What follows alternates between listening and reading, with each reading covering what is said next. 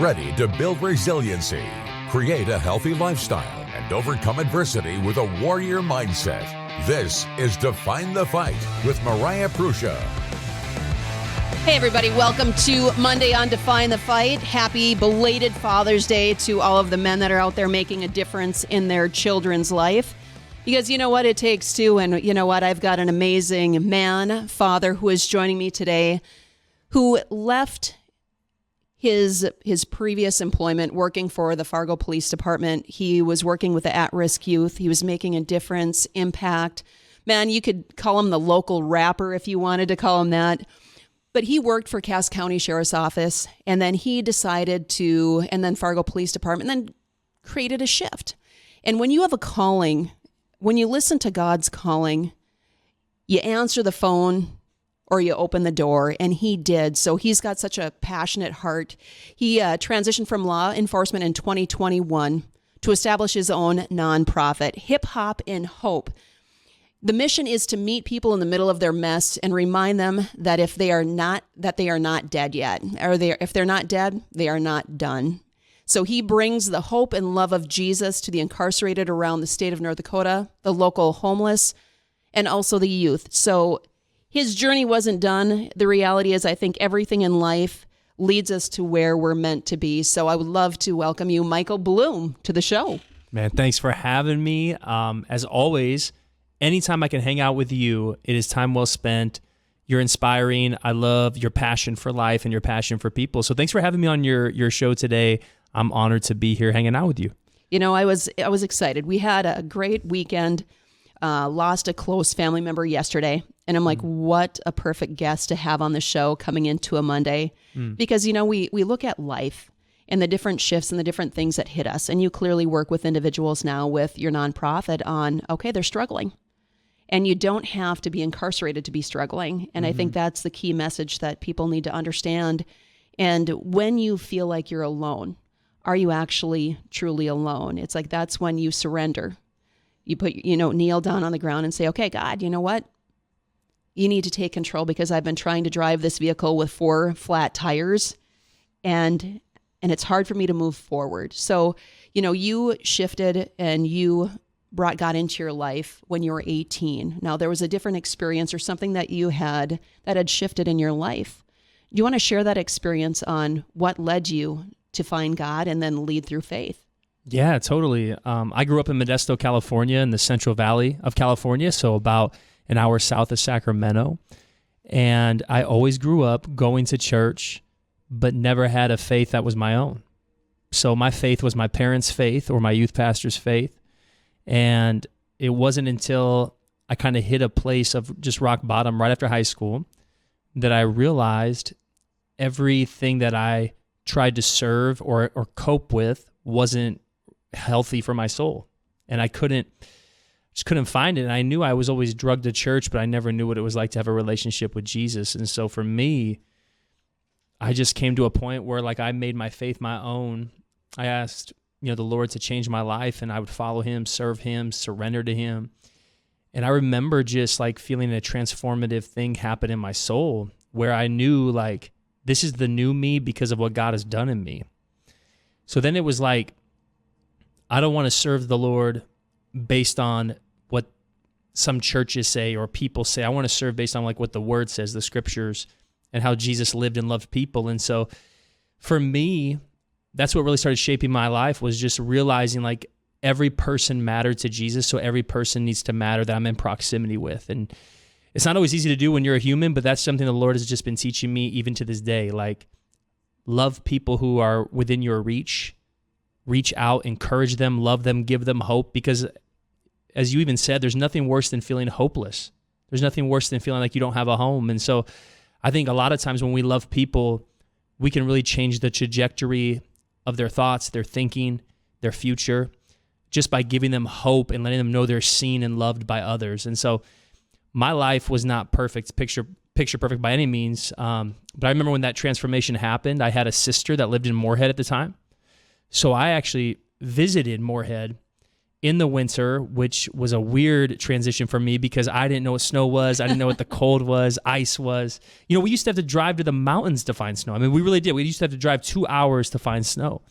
And so coming here was like, there's snow everywhere, and it was a culture shock. But I found people that I wanted to follow because of the way they were following the Lord. And so I made that move, and it was such a good move for me. And I've been here since 2008.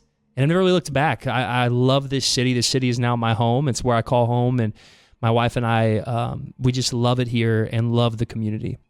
And we're grateful to have you within the community because like I said, energies, right? Your energy is so vibrant. You can tell when you walk into the room because it's light.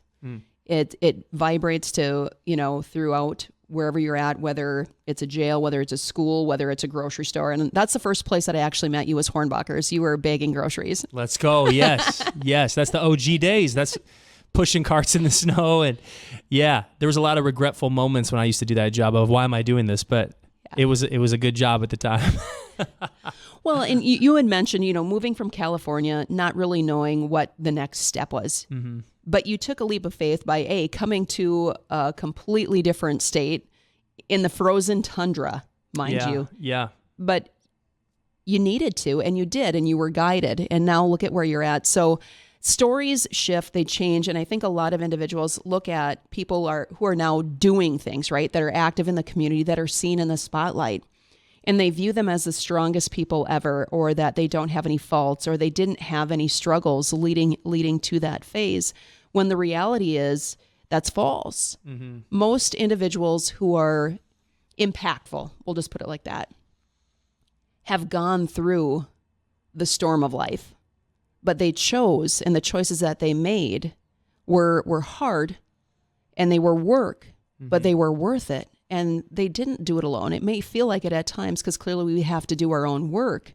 But at the same point, we have to be open to a higher power also, and then surround yourselves with active and positive individuals who are there to link arms with you. And you've done that, and you continue to. I mean, I see your pictures on Facebook. You're knocking out fitness now and a variety of different things. And I was grateful to be able to speak to some of the women that were incarcerated, I think it was last year, and hearing their stories. And I think we're very easy as humans to judge without actually listening to somebody's story and like, okay, why are you here? Yeah, totally. And I know that you have probably heard multiple stories where it's like, wow, like most people aren't saying, they don't wake up in the morning, hey, I want to go to jail. Yeah. No, 100%. And honestly, the more we hang out with people who are incarcerated, a lot of them have similar stories where there was a shift that happened when they were young for a lot of them. And the shift was lack of parenting and being introduced to addiction at young ages, or going through a traumatic experience or multiple traumatic experiences that never changed. So that there was no way to get help from the hell they were living in. So, and that's not everybody, but that is a lot of the people that we've met. And then when you connect with them in their 20s and 30s and sometimes even 40s, a lot of them have felt stuck their whole life, kind of in a certain season that they can't escape. A lot, the term season, this is a season of my life. Well, addiction could be a season that never shifts. It's like some people die in that season and they started it 30 years ago. And so you got to work with those people, love those people, and consistently show up and encourage them, but also teach them how to show up and encourage others. Because I think the greatest way to teach people how to lead is to teach them how to serve. And so just teaching them like the power of a servant, like those are the greatest leaders. Because I think a lot of people that we meet in jail think they have to look a certain way, act a certain way in society. And it's like, man, if you can just show up and serve, you will have influence. People will start following you. People will start giving you more access and authority and things. So we're just trying to like meet people where they're at, love people where they're at.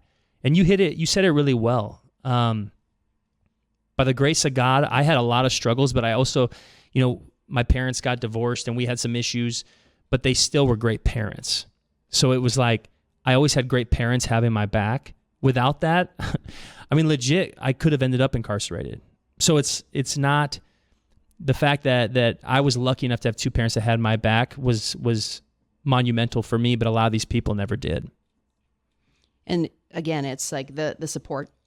Yeah. So when it comes to judgment, if you're currently in a place of judgment, whether it's, watching what's going on social media or individuals who are walking by, why don't you ask their story instead of passing judgment? And I think that's where the script starts to change, is by stepping out of that human perspective. Now, Michael, I'm sure you have heard unbelievable stories, but people don't necessarily hear like the low reels. They typically only hear the highlights, right? So what story can you share from an individual that may have had some really tough circumstances to navigate through, but then where are they now, right? Because it's like we see like people might be stuck, but who in the individuals you've worked with was there, but then they took the action to move forward in life?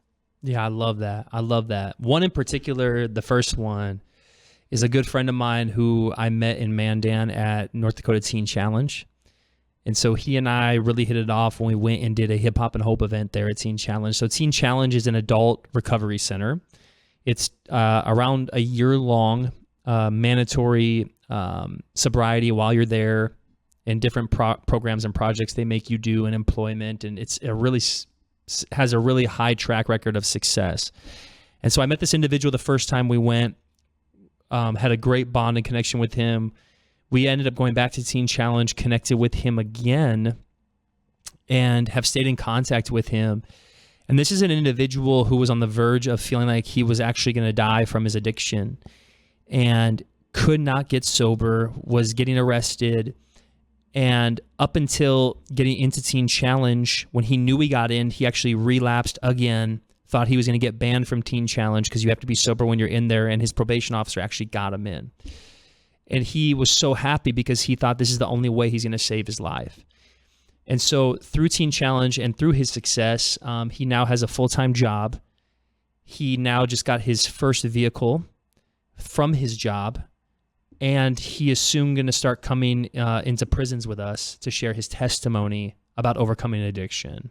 So it's one thing that we go to these events and we share the hope and love of Jesus with people, but then to pull from these people their stories, because it's like their story, their whole life has been called a mess, because a lot of it is a mess. But God can take any mess and turn it into a masterpiece. And he really can, because time and time again, I've seen people who have come from the mess share their stories in these unique places. And these people's responses are like, they just gravitate, because it's hard for them to feel like anyone can relate to their shoes that they're walking in. And when they find someone who can relate to those shoes, man, they find hope. They find a realization that God is real and God loves them still, that if they're not dead, they're not done. And so for me, those are the moments that matter. And another one, just a quick one, if that's okay. We were at the Jamestown prison. So the Jamestown prison is for men in the state of North Dakota who I believe have I think it's 11 years or less on their sentence. So they come there and they spend usually the remainder of their term there, coming from Bismarck. So we did a Hip Hop and Hope event there and spent most of the day there this last year. And we had this tank, and we said, man, if any guy wants to follow God for the rest of their life and change their life, we want to invite you to get baptized. So we filled up this tank, and we had like 12 or 13 men in their prison oranges come up, get in this tank in front of all their peers and get baptized. And it was incredible because the guys in the audience were cheering for them. And then from there, the chaplain was there. So we were able to encourage them to now step in and jump in their programming and stay connected. Like, it's one thing to make this decision today, but make that decision every day for the rest of your life to be done with the old you and start walking in this new you. So those stories, are what fire me up and move me. We were just at home last one. We were just at home on the Range, which is a youth treatment center west of Medora, doing a Hip Hop and Hope event. And we were working with kids who have been severely abused and traumatized, and all of them are under 18 years old. And we had the greatest connection time with these kids for about a day and a half. And at the end, we did a project called The Rebrand, where we were showing them the power of sharing their stories. And so at the end of the project, these students were sharing their testimonies, and it was so sad to hear. It was some of the worst stories I've ever heard, but also some of the most powerful stories I've ever heard of what these men and women, boys and girls have overcome. And then when we came back, we went on social media and said, hey, we just networked with about 18 kids. They all want Hip Hop and Hope merchandise. We want to order them hoodies. And within like a day, we had enough donations and we just shipped out, and they received them now. Every kid out at home on the range got a Hip Hop and Hope hoodie. And just remember the brand and remember that they have been rebranded and they can rebrand their future. So it's like moments like that is like why we do this. We just love people and love seeing young people, old people who are in a mess know that they're not done yet. They still have a tremendous purpose.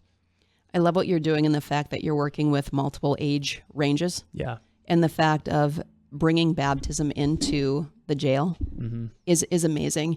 You know, you brought up home on the range, and what's crazy is literally last week when we were coming back from Montana, we drove by home on the range, and I'm like, okay, what is that? I'm turning my head, and then I saw, and I started looking it up online.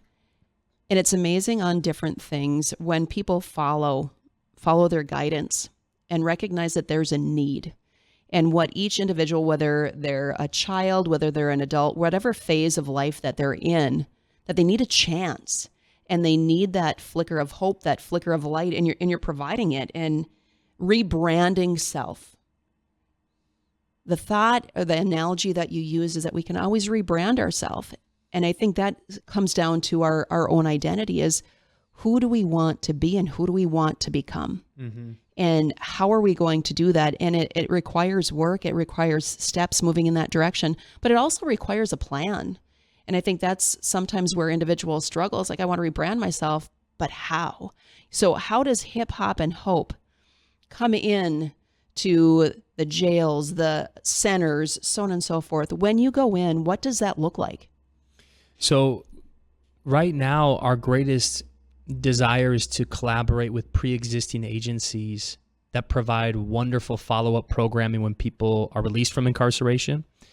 So in Cass County, one of our biggest priorities has been whenever we've done, so we started a program called Elevate Faith and Fitness, where we go in and we do a CrossFit workout, and then we do a small group meeting after the workout. And for that to be done, man, we just got done in Cass County doing that for 7 weeks. It was wonderful, and we just started in Clay County on Fridays. But we brought the jail chaplains organization leader in Mike Little to encourage these guys to attend all the current programs going on, anger management, parenting, all these different programs that they have to help them to continue to grow. Another big thing is with Elevate and programs like that is we tell them we're here for faith, fitness, but also connection. So we share about our gym. We share about the churches we attend. We share about the ways we want to get them connected to healthy communities. And that's what a lot of these people need, youth and adults.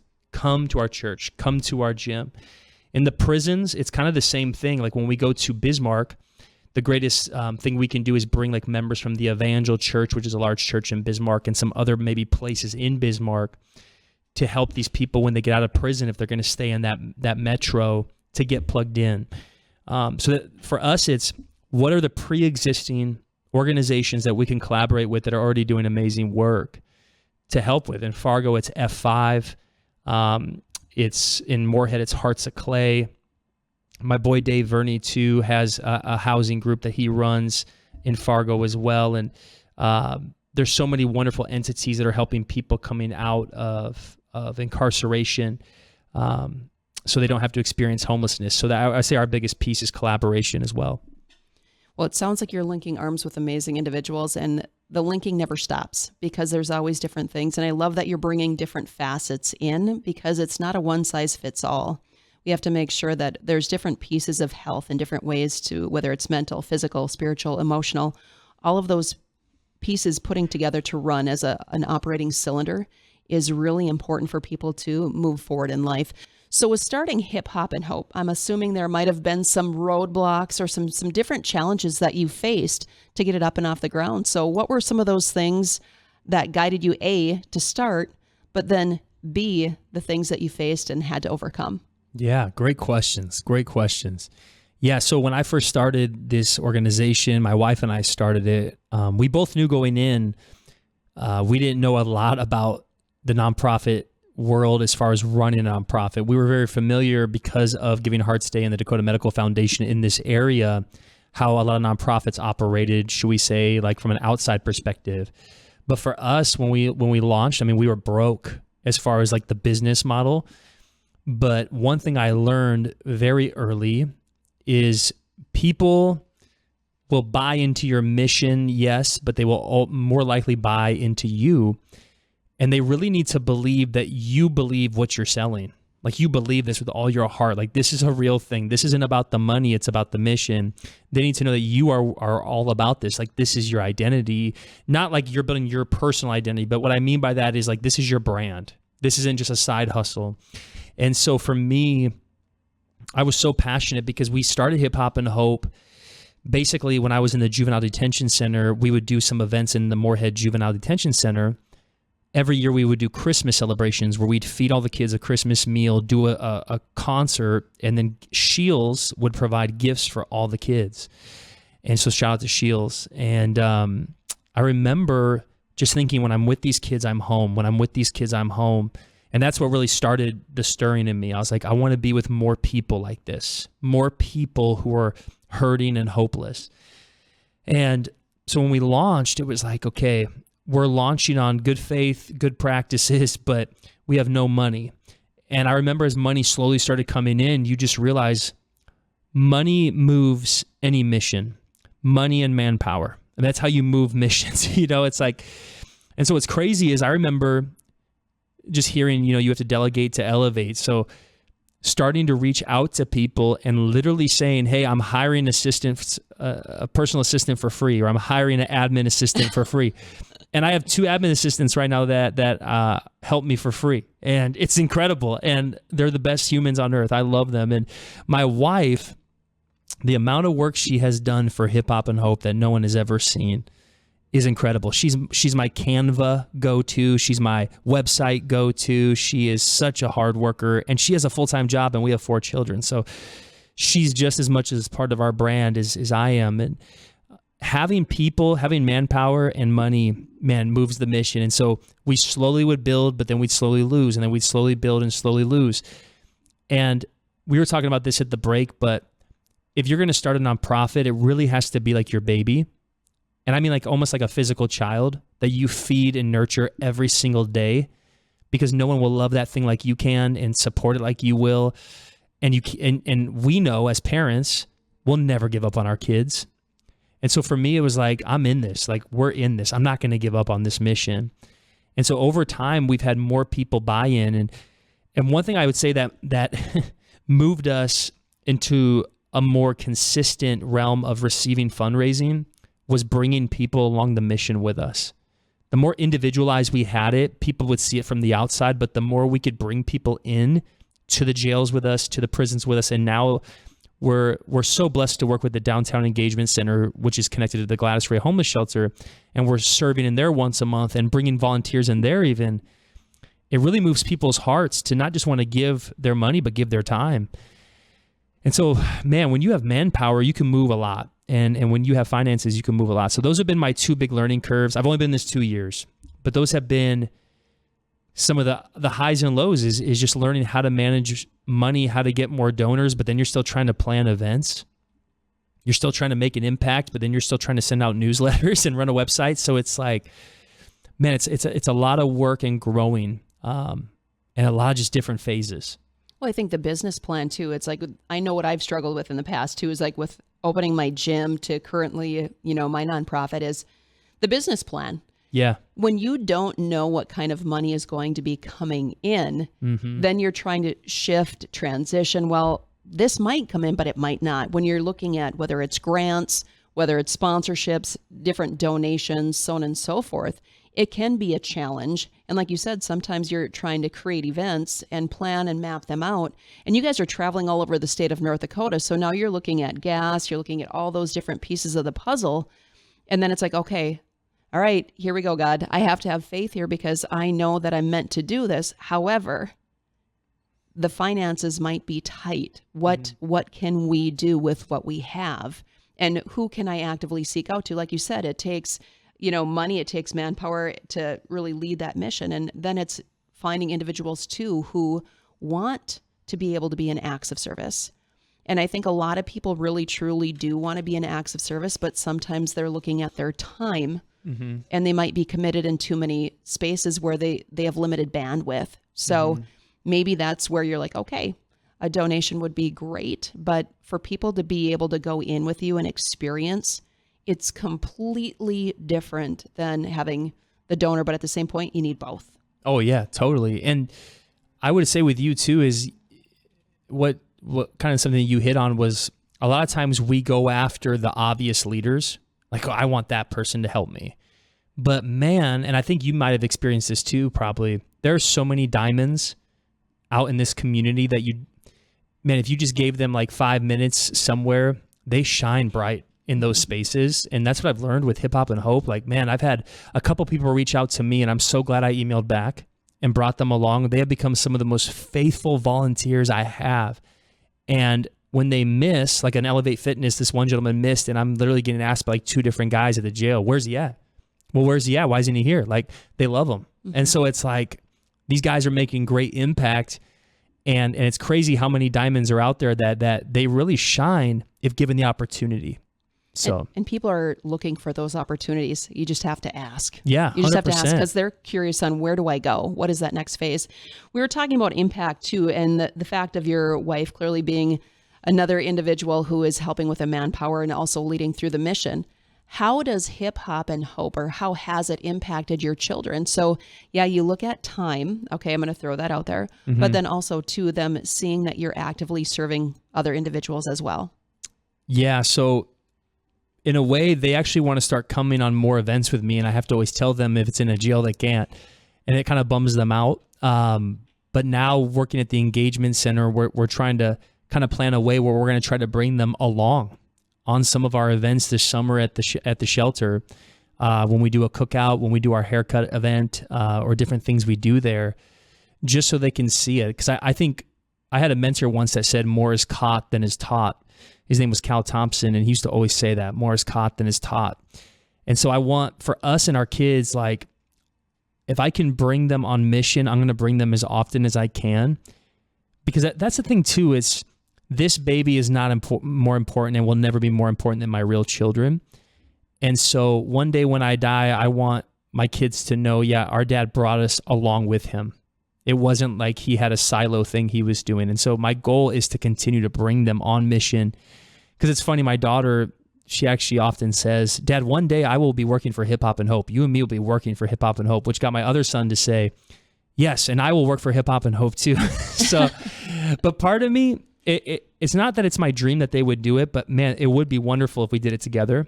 But I do want them, like, if that is like the call God has for their life, I'm all for it. But I want them, of course, one day as they get older to pursue whatever dreams they have. But man, it would be so wonderful when they're 18 to be traveling to some of these places together and having them just love on people, serve people, help people. That would be incredible. I would love to see that.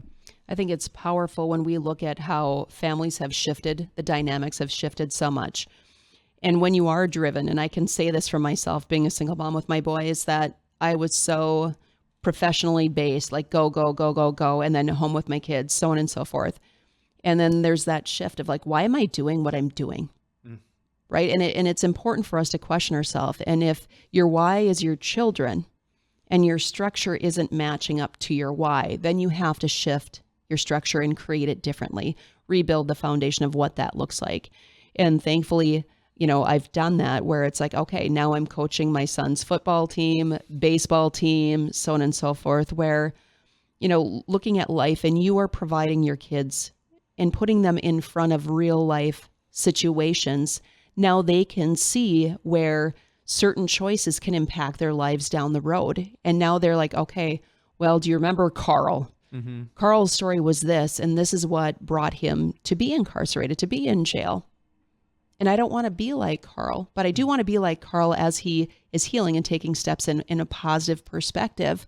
So I think you're doing an amazing job in regards to leadership, not only within the community, but within your family.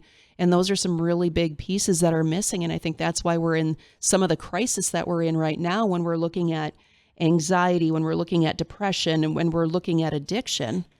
We have the opportunity as parents to say, hold on, maybe we need to pull back the reins a little bit on where we're putting our focus and start shifting our focus to what is most important, which should be your faith in your family. Yeah. And that can be a challenge at times. So it's awesome to be able to be in studio with an individual that has such high frequency of energy. But not only that, he's got a love of life that most people are kind of missing right now. They are, right? I mean, we look at life just since even before the pandemic, there's been such a pivotal place where people are still trying to find out who they are or why am I feeling these different things, right? So I think it's amazing that you clearly understand and I'm assuming you probably went through some different shifts with creating the nonprofit where it was probably a struggle at points for you too. Oh, totally. And the pandemic was an awkward time, I think, for everyone, not knowing when it was going to end. That was the hardest thing because the money seemed to stop for everyone out of fear and anxiety, which is rightfully so. So for us, we've had ups and downs, but I've had great friends and family through everything, and God's always been so good and faithful. And so, even in the lowest lows, we've still found the light and just kept moving forward. And we have nothing to complain about today. I mean, life is amazing. It's it is. great. Yeah. We are blessed, and it's all about perspective. And I think for each of us is we can have some self-sabotaging thoughts. But the key thing is to make sure that you're identifying the thought before it becomes a behavior or emotion and before it becomes a behavior. And that's really what it is. Like, okay, where can I put this roadblock up on this thought? Because all it is right now is a thought or it's a fear. So, with what you're doing and creating the different programs and leading through a heart-centered space. Like I said, I couldn't be more blessed to know you. But I want to make sure that we're sharing for other individuals on who want to volunteer. How can they become actively involved in Hip Hop and Hope? So whether it's volunteering, whether it's donating, what does that look like for them? Yeah, so if people ever want more information on how they can connect with us, how they can volunteer and get involved, our email is hiphopandhopetours. So Hip Hop and Hope, A-N-D, not the ampersand, but A-N-D, Hip Hop and Hope Tours @gmail.com. So you can email us anytime, or hiphopandhopetours.org. That's our website. So you can definitely connect with us and email us through our website. If you ever want to donate, you donate right through the website. If you ever want to buy some merch and you want some Hip Hop and Hope swag, you can go right through the website. So those are some of the best ways to connect with us. In a way that I can get back to you or someone from our team can get back to you and get you plugged in for the future. So that's probably the best way. So what are some of the volunteering opportunities? What does that look like for your nonprofit? So right now, once a month, we are going to the engagement center downtown and we celebrate birthdays for the homeless.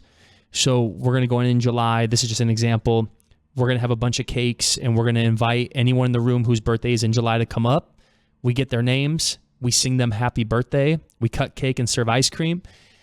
And then, I always love having volunteers for that because a lot of times we'll bring like 10 Costco pizzas with that. So it's nice to have about 4 people that come alongside us. We also just started the barbershop downstairs. So if someone ever wanted to go downstairs with our group from Skill Cuts Barbershop, man, shout out to Skill Cuts. They're incredible and help kind of clean up. We have 3 chairs set up. So if we're cutting three heads at a time, that would be something to volunteer and serve with.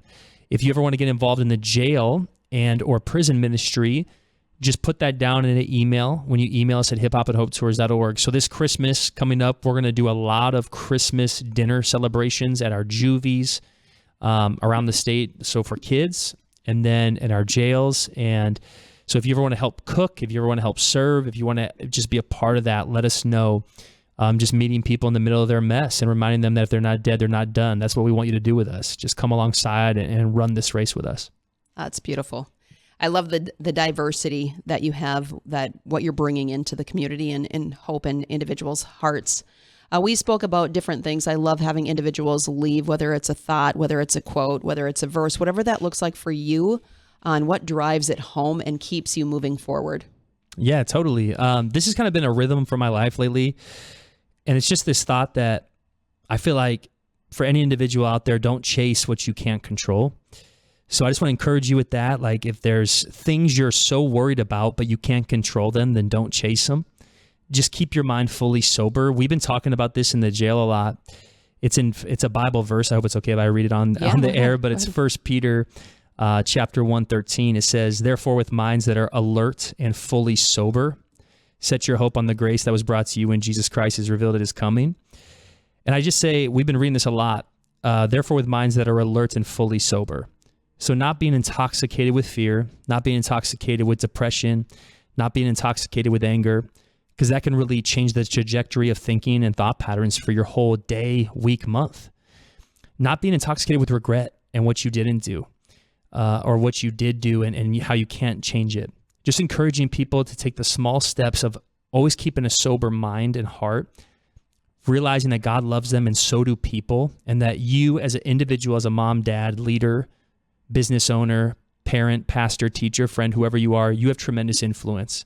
You have tremendous influence. So keep being the influence, keep that sober mind, be at peace in your heart, and just keep loving people every single day.